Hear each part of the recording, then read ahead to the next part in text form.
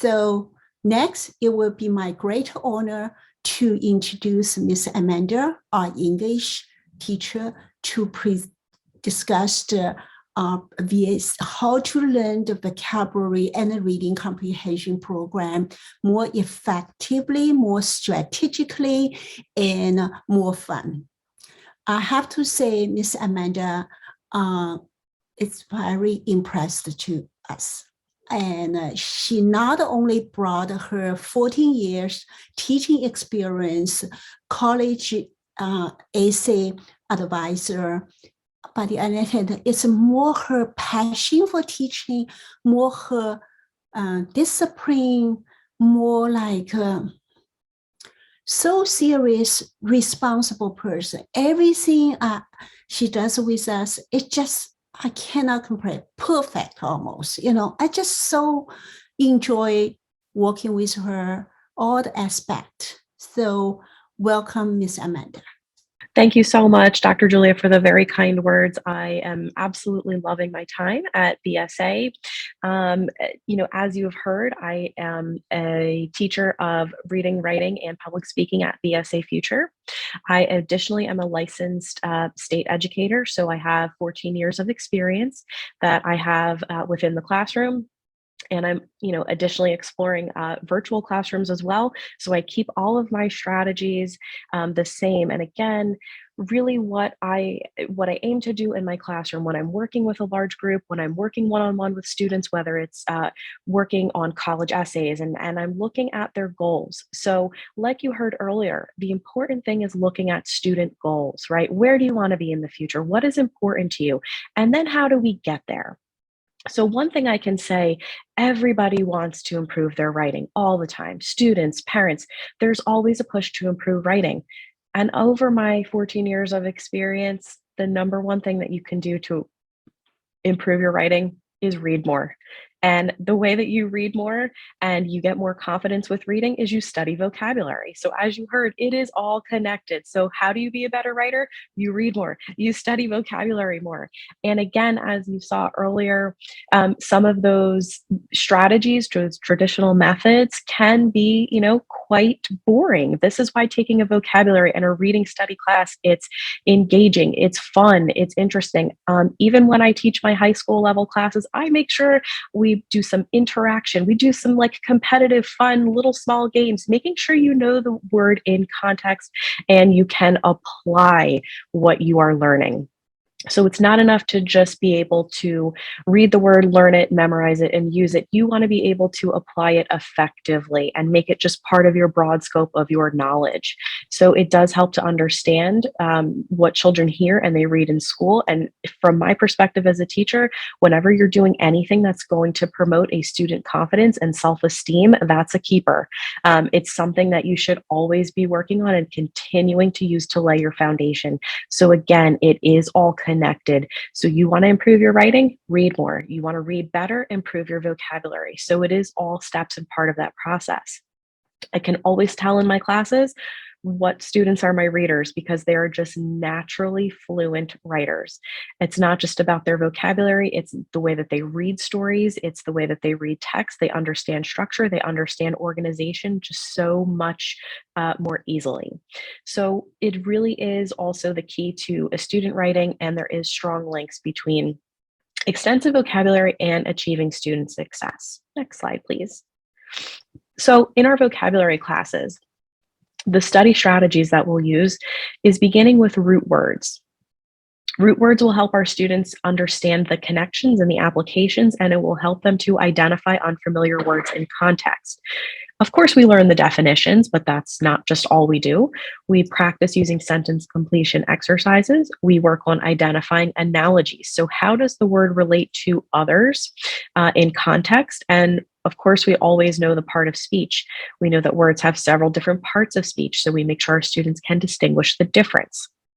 We also work on constructing sentences, very typical for our vocabulary strategies, where we will have a student right on the spot. They will send us messages on the Zoom class and give us a sentence in context. That way they get immediate feedback. So it's interactive. They know whether they've used the sentence correctly or not before they begin proceeding.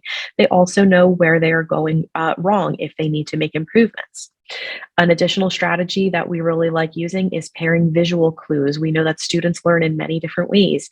So for our visual learners, we love to pair clues with them. And finally, we all use a lot of discussion.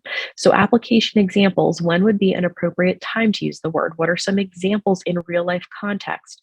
So again, as you can see, the vocabulary scope is about studying like a holistic view of the word, not just learn the word and use it, learn the word and use it. It's really, how do we use it every day in our life? I always challenge my students too.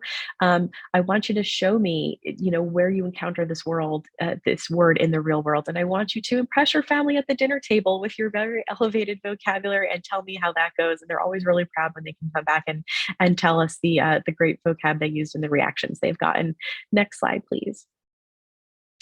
So additionally, the importance of reading comprehension, again, as I mentioned earlier, self-esteem from my teacher perspective is huge. Whenever I know that my student is feeling a lot more confident about reading, I can engage them more in class. I know that they're very willing to participate because, again, that foundation of confidence is there. And again, so much of that stems from reading. We will develop and adapt strategies to make sure that they understand the purpose of what they're reading in both fiction and nonfiction texts. We also want them to construct meaning from a text. So a lot of times students will just read for surface level reading. They'll be able to give you a brief summary and that's it. But we want them to really then explain what they're reading, question what they're reading, and analyze any connections. Oh, I remember I read that about that similar theme or a similar character from the story, or I remember hearing about this in the news and here's the connection. So we want them to be able to interact with the text and learn new information and not just like read it and file it away. We want them to make it, again, part of that broader scope of their body of knowledge. And most importantly, we want them to build a lifelong relationship and love of reading by making it easy to access and make it enjoyable. So again, so much of this is modeling. When they feel that confidence, they're going to start reading, and it is a ripple effect amongst families. I can tell you, over my teaching years, I will always say, I will have parents say, they're like, you know what, I'm really happy that my student became really interested in this book, because now as a whole family we're reading it. We're able to have really rich discussion about it. So again, it is something that we're aiming to get a lifelong relationship and love of.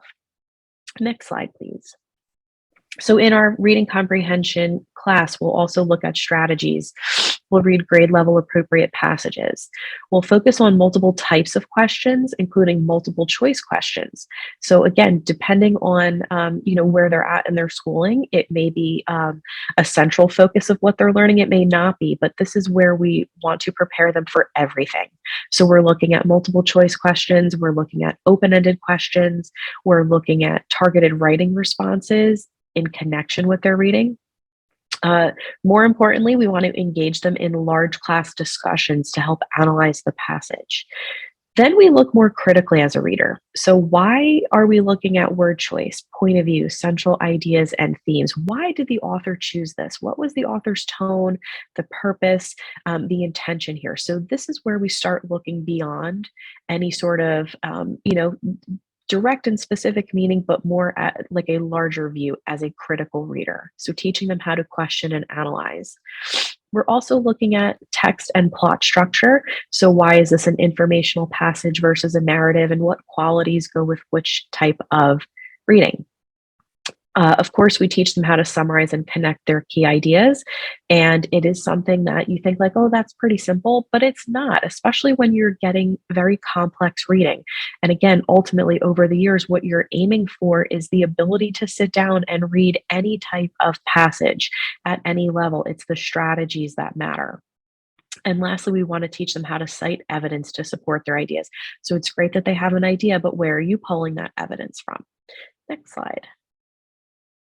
So a very short demonstration on a portion of our vocabulary class. So this would, again, give you an idea of how we are focusing on applying the vocabulary strategies.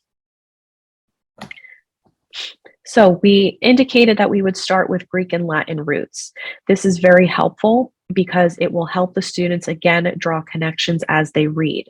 So if you take a look to the left, you have your roots, Greek and Latin roots, spec, which is Latin to look, scope, which is Greek for to examine or to view, and tang and tact, which is Latin and meaning to touch. So a sample word would be speculate. Again, getting those visual clues. You have somebody who's thinking, right? Your definition means to form ideas or theories about something, even if there are many things not known about it. So you're speculating, you're making guesses. And immediately we jump into using that word into context. So that way our students are not just looking at the definition in isolation. They have some way on how to use it. With no proof, we could only speculate as to who stole the necklace. So that would be their introduction to the word. Again, same thing with tactile. We would talk about how it's an adjective. It's relating to the sense of touch, how it can describe something.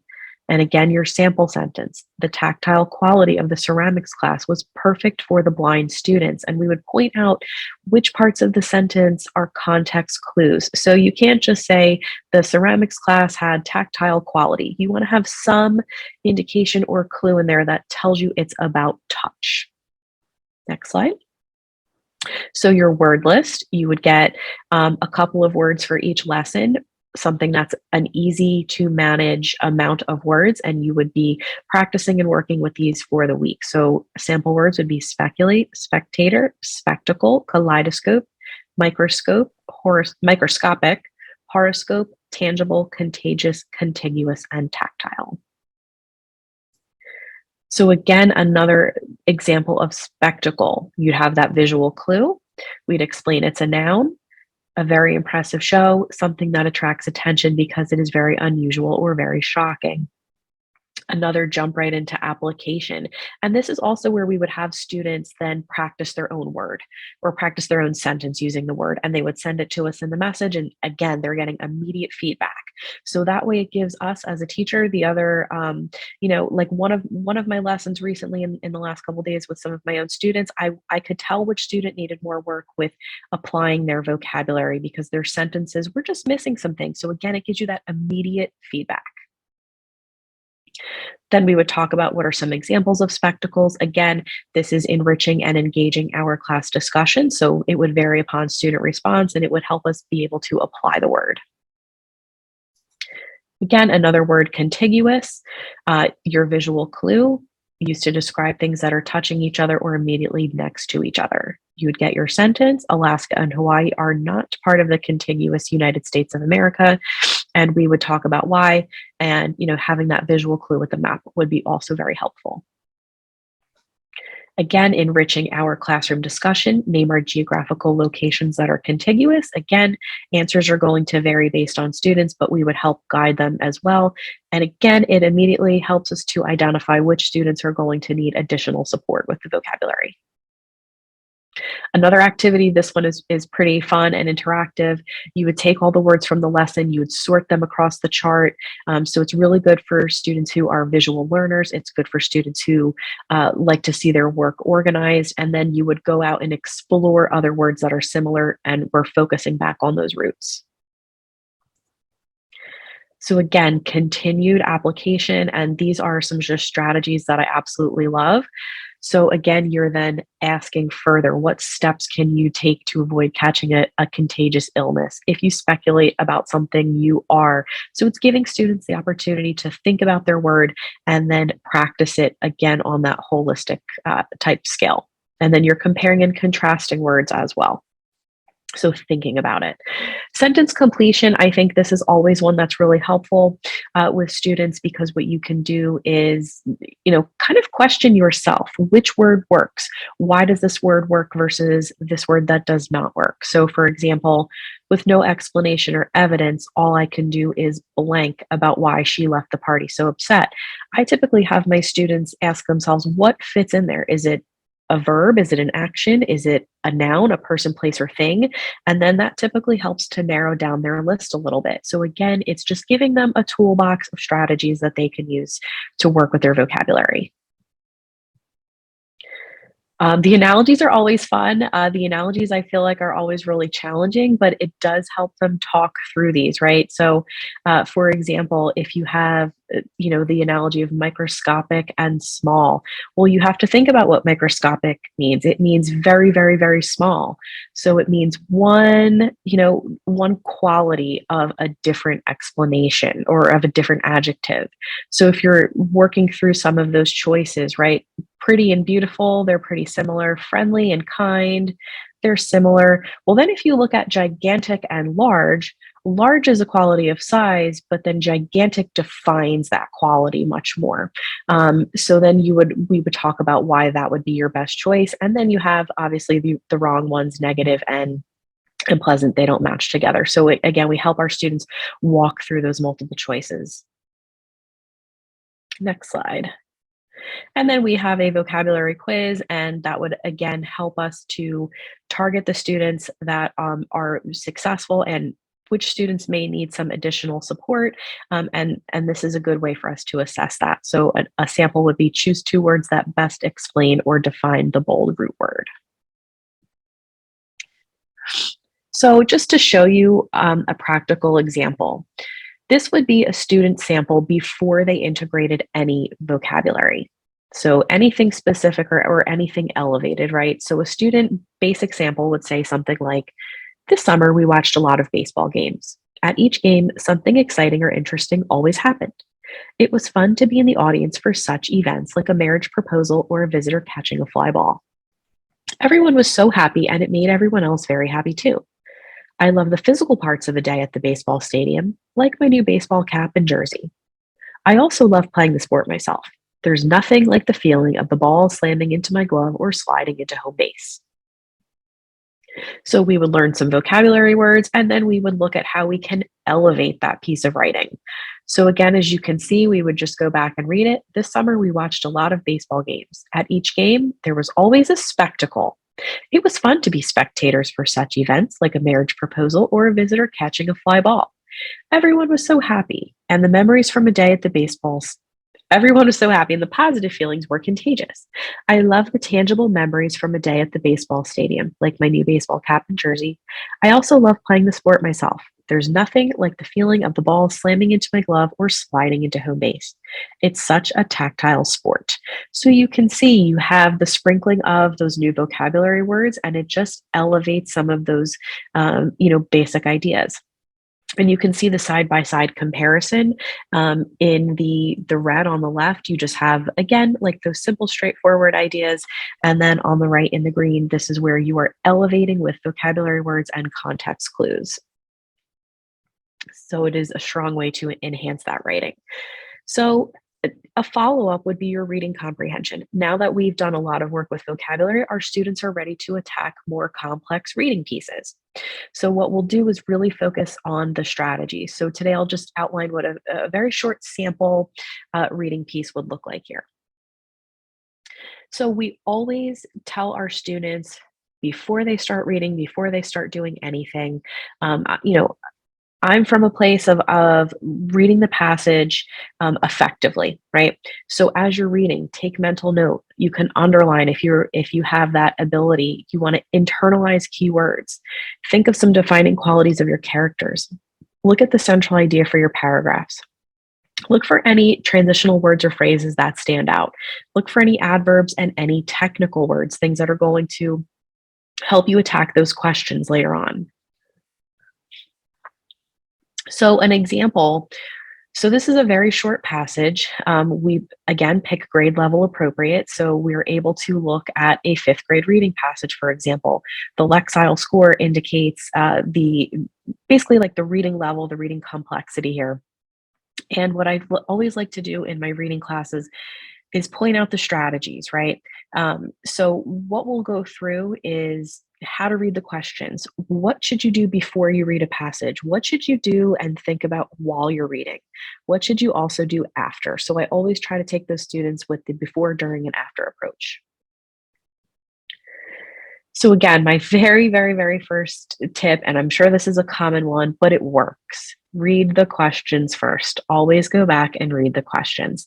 So we would go through these, and a sample question would be, what does the word timid mean when it's used in paragraph 1? So that way, when I go back and I'm reading, during my reading, that should be like an alert, right? If I should maybe like circle that word or underline it, anything that's going to signal, I need to use this later.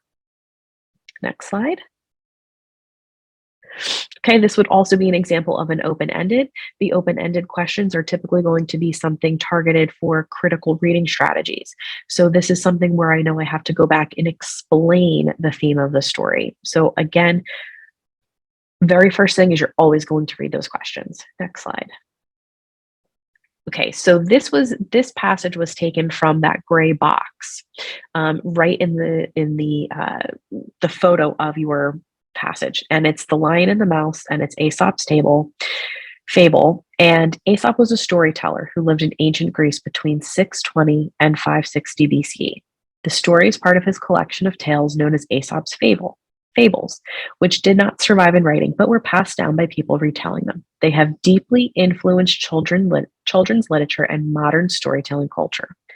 As you read, take notes on the relationship between the two characters and the theme. So before we're even reading, we know that this passage is going to emphasize two characters, their relationship, and some type of thematic or central idea. Okay, so your passage. A lion lay asleep in the forest, his great head resting on his paws. A timid little mouse came upon him unexpectedly, and in her fright and haste to get away, ran across the lion's nose. Roused from his nap, the lion laid his huge paw angrily on the tiny creature to kill her. "Spare me," begged the poor mouse. "Please let me go, and someday I will surely repay you." The lion was much amused to think that a mouse could ever help him, but he was generous and finally let the mouse go. Next slide. Some days later, while stalking his prey in the forest, the lion was caught in the toils of a hunter's net.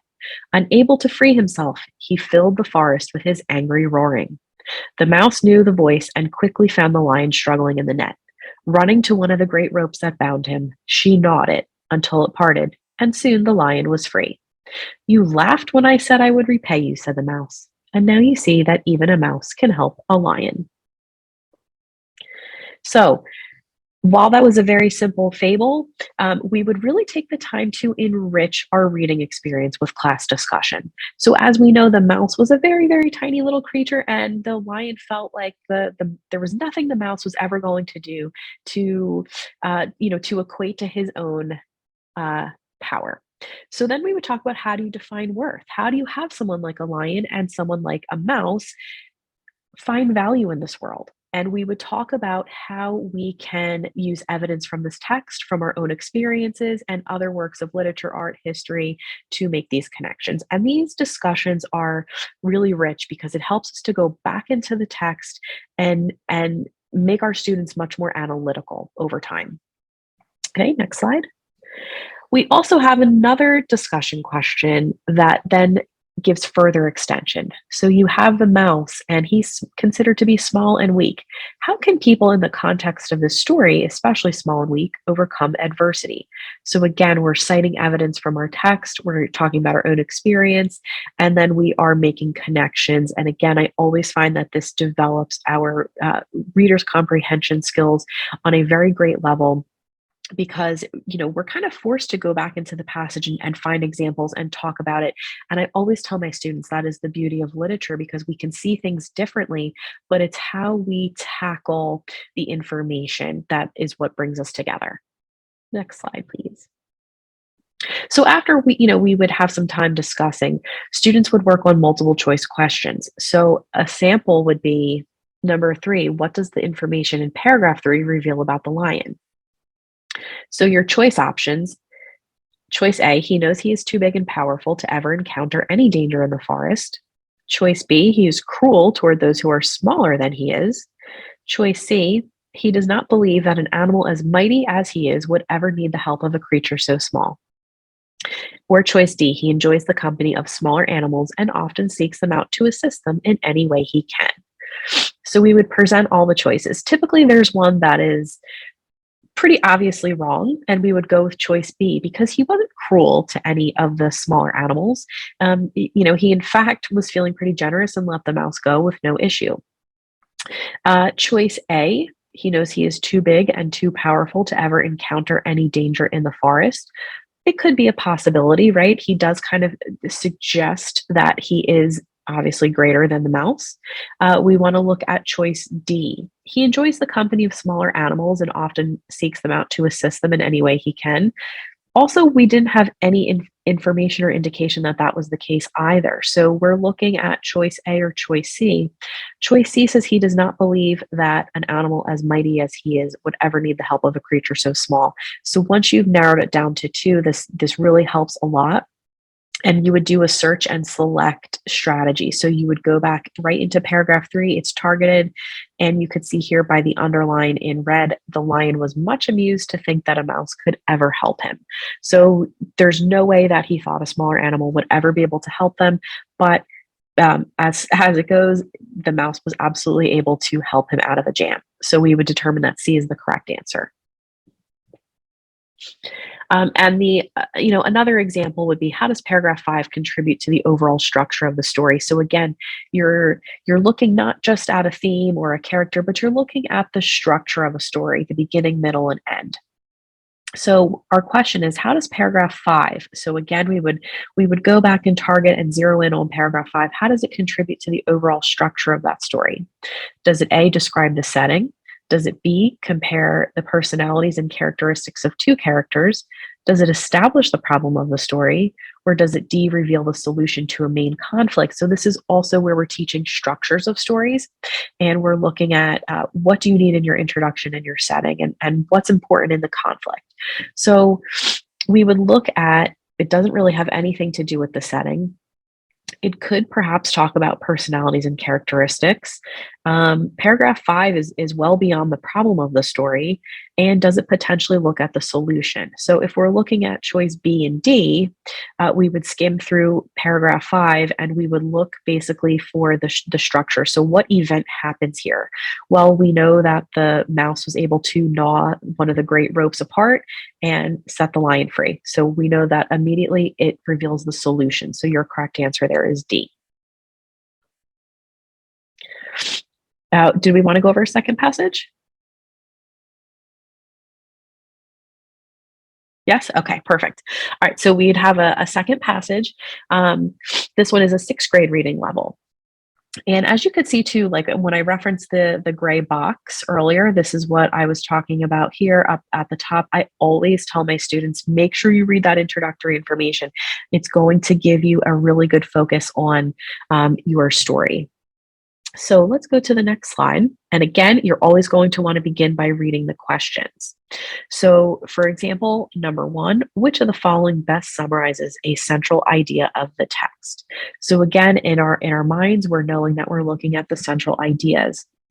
Number 2 is going to ask for the text that best supports that answer. So again, keeping in mind, not only what's the best answer, but why is it the best answer? Number 3 is a short answer. And number 4, I think this is a really good challenging question. Number 4 we'll go over, and it lends itself to critical reading. Okay, next slide. Anger as Inspiration by Sami Awad. Sami Awad is the founder and director of the Holy Land Trust, a nonprofit humanitarian organization dedicated to improving the lives of children, families, and communities in the Middle East. The group identifies the cycle of violence as one of its biggest challenges and promotes proactive nonviolence as a core belief. This following is a transcript of an interview with Awad as part of the Global Oneness Project, which aims to inspire students to rethink their relationships with the world. As you read, take notes on how Awad's tone helps convey his philosophy of anger. So just in this introduction alone, you get a lot of information. Promoting proactive nonviolence as a core belief, inspiring students to rethink their relationships with the world, and we know the author's tone on his philosophy of anger. So right away, we are focusing on the author's perspective on anger. Okay, next slide. So let's read the passage. The passage comes from a personal perspective, a first-person point of view.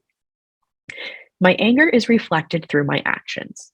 My anger is my fuel for my commitment. If I look at my anger as what should be inspiring and give me hope, then that's what my anger does to me. It is how I use my anger in ways to create productive futures, to create new ways of dealing with oppression and injustice, to create new techniques of resistance. It is not using this anger to reflect violently towards the others or to reflect violently within my own self. What many times we ignore is that the violence that we see is only the violence that we see between militants, between the police and the army, the oppressors and the oppressed, the violent and the victims of violence. And we completely ignore how all of this violence also reflects within each of us as individuals. So this anger is there. And I would tell you that if I did not have this anger, then I would not be human. This anger is very important to be the inspiration that will make me engage in the right action and activity to eliminate this anger from happening in the future. So we would also make sure that prior to reading, we would study the vocabulary. So again, as I mentioned earlier, we have a plethora of before, during, and after reading strategies, and studying the vocabulary, especially as our passages begin to get more complex, we want to make sure that we preview our vocabulary as well. So again, class discussions, we would really enrich our reading experience. We would talk about our own personal connection, since this was a first person point of view. We would then also be able to challenge our students to analyze their actions. So for example, have you ever had an experience where you were challenged to channel your anger into something positive? And were you successful in doing so? And what were the results? Oftentimes, these texts make a really good framework for these discussions, where we can go back and reference what the author said and how the author felt about these situations, and start making our critical analysis based on those. I always love these discussion questions. Consider revenge as an act of anger. In this context of the text, is revenge, like any other form of anger, ever justified? I love these, where you can always really have students, you really get their viewpoints on things. And then when you go back and ask them to cite evidence from their text or their own experience or other works, I mean, it really just runs deep for the reading experience, where they can make so many valid connections, and not just with the text, but with each other. And I also think that, making social connections with their peers is just so important as well. And when you're building confidence and building those reading strategies, so this is again something, from my teacher perspective, that is really a high level importance to me.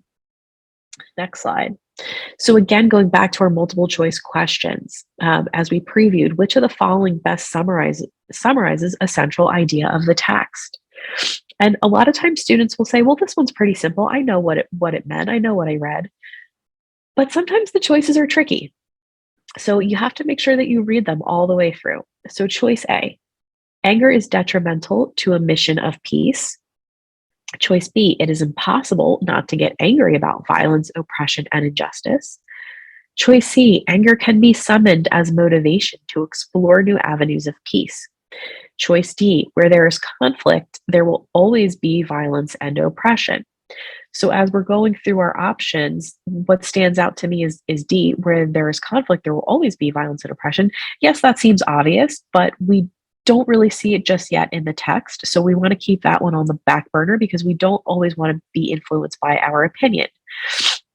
Again, same thing with B. It is impossible not to get angry about violence, oppression, and injustice. Choice A, anger is detrimental to a mission of peace. Okay, we know that is true, right? If you're trying to build something about peace. And this is where I would go back to that passage in the gray box, how our author indicates that the approach is, proactive nonviolence, right? But we also know that humans have anger. But the author was trying to best get at choice C. Anger can be summoned as motivation to explore new avenues of peace.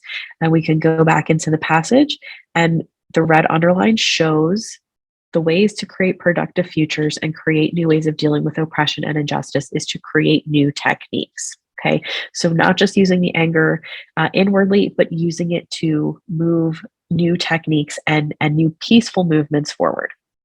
So C is your best choice. And another choice too, another question choice, number 4, in paragraph number 3. So again, this is one where you'd have to go back and search and select and really zero in. The author says we are most often seeing violence between the police and the army, the oppressors and the oppressed, the violent and the victims of violence. How does this sentence structure contribute to the idea of the passage? So the very first thing I would direct the student to do is when they're asking you about like sentence structure, I would go back and reread that example one more time. When you're looking at police and the army, oppressors and oppressed, violent and the victims of violence. So you have one side of each thing. So you have this duality, right? So your question choices are going to ask you about duality. So choice A, the repeated structure creates an us versus them duality, which helps emphasize the significance of that line. We completely ignore how all the violence reflects within each of us as individuals. So if we're seeing police on one side, army on one side, oppressors on one side, and oppressed on the other, we don't see how it starts to affect us. And remember, the author's tone was proactive, nonviolence. How do we start taking our anger and the things that upset us, internalizing them, and moving forward in a more positive, proactive way? So that would be a really good choice A. Choice B says the repeated structure creates an us versus them duality, which allows the reader to choose which side he or she is on. The author never mentioned anything about taking sides, so we can immediately discount B. Choice C says the repeated alliteration makes the sentence more engaging and rhythmic, contributing to a purposeful and driven tone. Well, there really isn't anything that suggests there's any sort of rhythm or that's the tone we're going for. So we can also eliminate choice C. Choice D, the author lists groups of people who represent violence. This theme is repeated in the line. So this anger is there, and I would tell you that if I did not have this anger, that I would not be human. So while it's true, he's listing, groups of people who he believes or says represent violence. That's not the point he's making. The point is that anger is human. Anger is human. We all have anger. It's just what we do with it. So choice A is your best option here, right? Because what he's getting at is that anger has to reside somewhere in all of us as humans. It's just now what we do with it. So choice A is your best response. So again, it seems like sometimes we have obvious choices, but we have to talk ourselves through them. So these are strategies we would do with comprehension and multiple choice. So we have different levels spanning from D through H, and we have grades 3 through 9. So in all of our different descriptions, you can see that at the D level, students are looking at engaged and varied vocabulary. They look at root words, they have parts of speech and analogies, and then they develop strategies for keywords and character development. And lastly, our vocabulary and reading comprehension class schedule. We have 3 different sessions. You can choose one session, you could choose 2, or you could choose all 3. Session 1 begins June 27th to July 14th.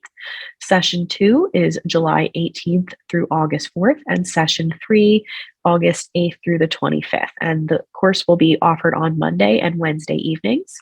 And if there is sufficient demand, we would be more than happy to open up a Tuesday and Thursday class. Our class sizes, again, are really small, intimate. You get a lot of interactive one-to-one feedback, but also having that nice small class feel. We look at about 6 to 10 students, and all of our teachers at VSA have a lot of experience in teaching English language arts, reading comprehension, and writing. So you can, rest assured that you have teachers with a lot of experience.